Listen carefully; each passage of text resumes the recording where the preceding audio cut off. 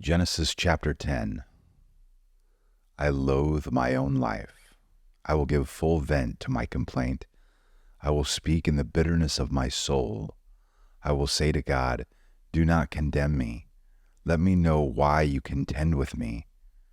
Is it right for you indeed to oppress, to reject the labor of your hands, and to look favorably on the schemes of the wicked? Have you eyes of flesh? Or do you see as man sees? Are your days as the days of a mortal? Or your years as man's years, that you should seek for my guilt and search after my sin?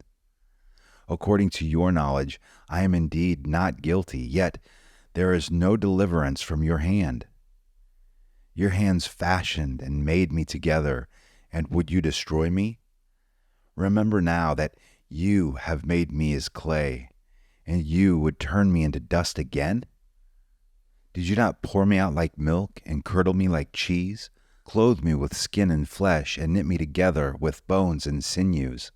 You have granted me life and loving kindness, and your care has preserved my spirit. Yet these things you have concealed in your heart. I know that this is within you. If I sin, then you would take note of me, and would not acquit me of my guilt. If I am wicked, woe to me, and if I am righteous, I dare not lift up my head. I am sated with disgrace and conscious of my misery. Should my head be lifted up, you would hunt me like a lion, and again you would show your power against me. You renew your witnesses against me, and increase your anger towards me. Hardship after hardship is with me. Why then have you brought me out of the womb? Would that I had died, and no eye had seen me. I should have been as though I had not been, carried from womb to tomb. Would he not let my few days alone? Withdraw from me, that I may have a little cheer before I go, and I shall not return, to the land of darkness and deep shadow, the land of utter gloom and darkness itself, of deep shadow without order, and which shines as the darkness. Job chapter 11. Then Zophar the Naamathite answered, Shall a multitude of words go unanswered, and a talkative man be acquitted?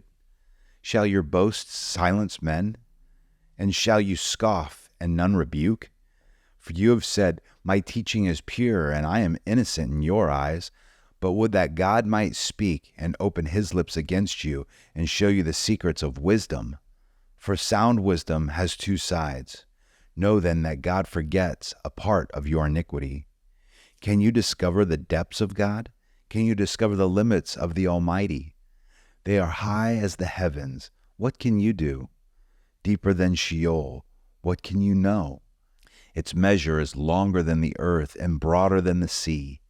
If he passes by or shuts up or calls an assembly, who can restrain him?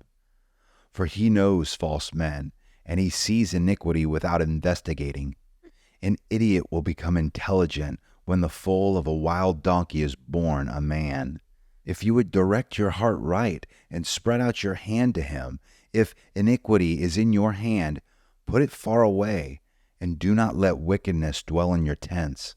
Then indeed you could lift up your face without moral defect, and you would be steadfast and not fear. For you would forget your trouble as waters have passed by, and would remember it. Your life would be brighter than noonday. Darkness would be like morning. Then you would trust, because there is hope, and you would not look around and rest securely. You would lie down, and none would disturb you, and many would entreat your favor. But the eyes of the wicked will fail, and there will be no escape for them, and their hope is to breathe their last. Job chapter 12. Then Job responded, Truly then you are the people, and with you wisdom will die. But I have intelligence as well as you. I am not inferior to you. And who does not know such things as these? I am a joke to my friends. The one who called on God, and he answered him. The just and blameless man is a joke.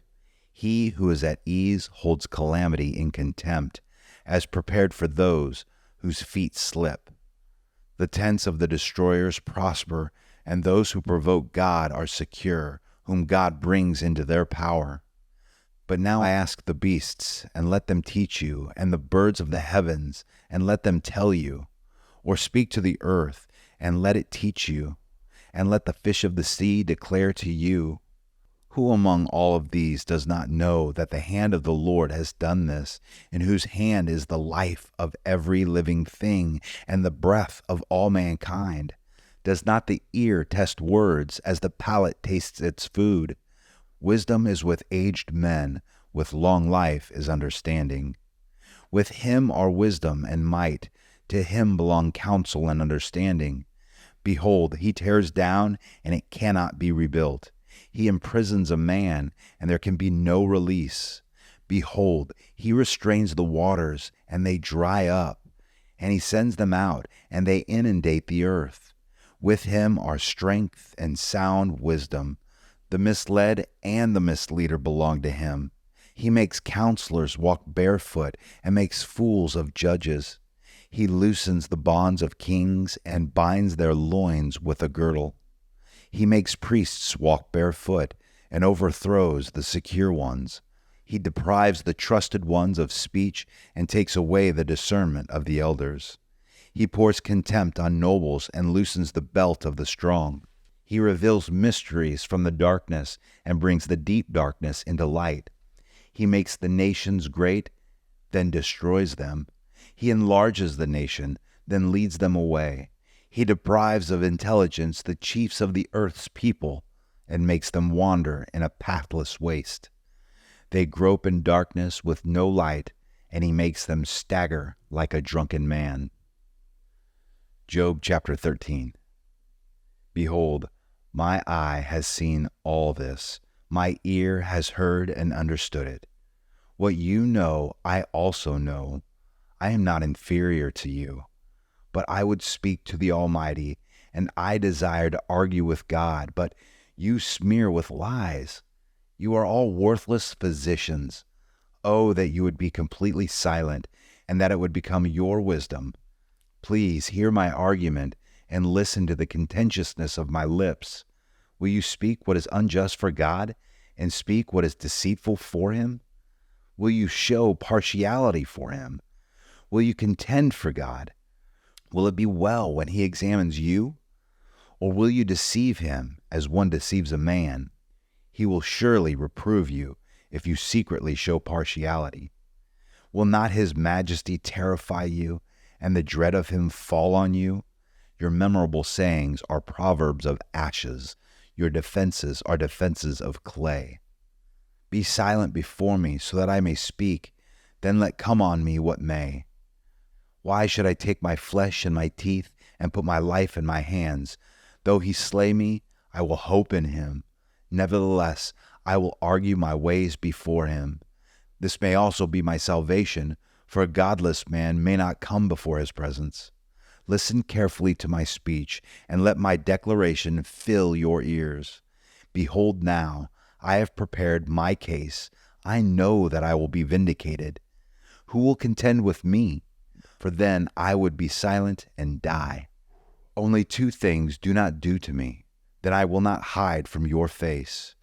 Remove your hand from me, and let not the dread of you terrify me. Then call, and I will answer. Or let me speak, then reply to me. How many are my iniquities and sins? Make known to me my rebellion and my sin.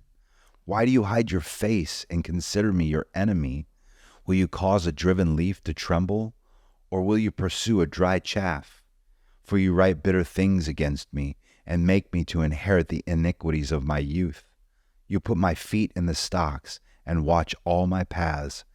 You set a limit for the soles of my feet, while I am decaying like a rotten thing, like a garment that is moth-eaten.